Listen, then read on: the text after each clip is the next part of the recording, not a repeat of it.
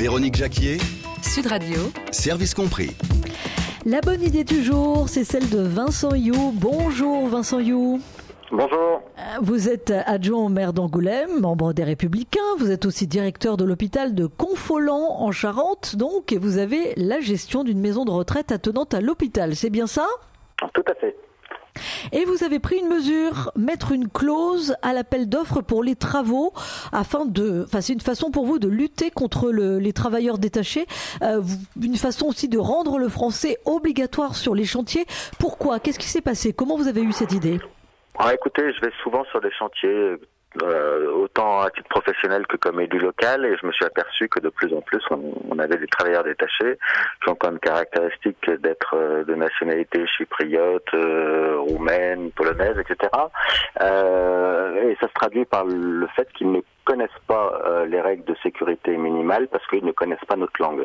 Donc je pense que là il y a un angle mort un peu que personne ne veut voir, c'est-à-dire qu'on fait travailler à bas coût des gens venus de loin sans se soucier de savoir si les règles de sécurité sont respectées.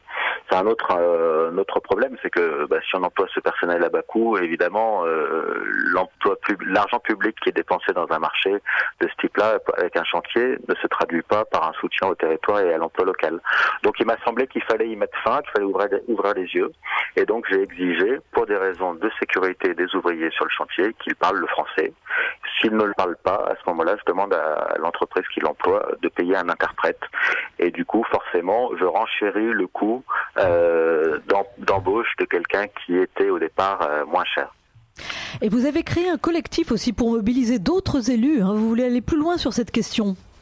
Oui, parce que l'expérience montre que ça fonctionne, c'est opérationnel, c'est bien compris par les entreprises du chantier sur lequel j'ai mis en place cette clause, parce que ils ont compris que finalement l'objectif c'était d'arrêter le low cost, de sans cesse casser les prix. Au final, tout le territoire en pâtissait et il n'y avait plus du tout d'emploi local. Et donc il me semble que c'est une bonne idée qui ne coûte rien, qui ne nécessite pas de créer une usine à gaz réglementaire. Et donc j'aimerais que ça puisse être connu et développé un peu sur tous les territoires. Je crois que les élus locaux peuvent se mobiliser pour ce genre d'action. Donc j'ai créé un collectif qui s'appelle Franc Parler, pour dire que sur les chantiers, ce qui caractérise les relations professionnelles sur un chantier, c'est le franc parler entre les gens. Puis c'est aussi un petit jeu de mots pour dire qu'il faut parler français.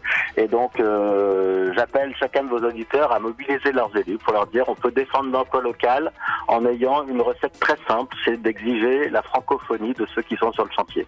Eh bien, vous avez raison, Vincent You, et on se fera le porte-parole de votre mouvement politique, si j'ose dire, tout à l'heure avec Gilles Savary, qui sera présent dans la deuxième heure de Service Compris, puisque nous allons aborder la thématique de l'emploi.